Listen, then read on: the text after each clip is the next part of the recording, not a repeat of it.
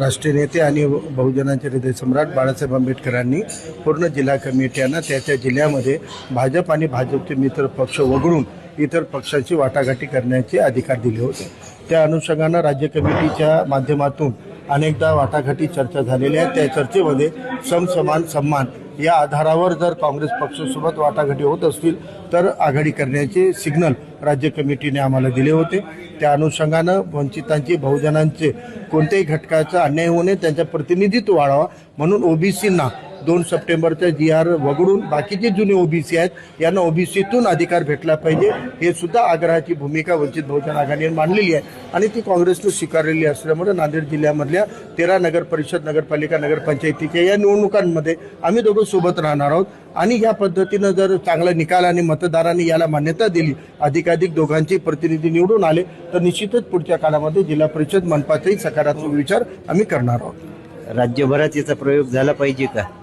100% झाला पाहिजे। आमचं असं म्हणणं आहे की या धनदांडग्यांना, म्हणजे आपण म्हणतो आधी म्हणत होतो की साम दाम दंडभेद, साम तर यांच्याकडे राहिलं नाही म्हणून दाम आणि दंडभेद या 3 आधारावरच आपण पाहिलं की एक दाम आहे, एक दंड आहे आणि एक भेद आहे, अशी तिघाडीची सरकार आहे आणि सत्तेच्या बळावर हे कोणत्याही थराला जाऊन ज्या पद्धतीनं लोकशाहीची मूल्य संपवण्याचा प्रयत्न करतात, अशामध्ये आपल्या मतदारांमध्ये फुटाफूट होऊ नये या अनुषंगाने प्रत्येक जिल्ह्यात झालं पाहिजे आणि समसमान सन्मानाचा जर आधार दिला तर इतरही जिल्ह्यामध्ये आदरणीय बाळासाहेबांच्या सूचनेनुसार राज्य कमिटीनं मुभा दिलेली आहे, इतरही जिल्ह्यामध्ये असे प्रयोग होऊ शकतात। जो प्रयोग नांदेडमध्ये आज झालेला आहे, वंचित आणि काँग्रेस एकत्र आलेली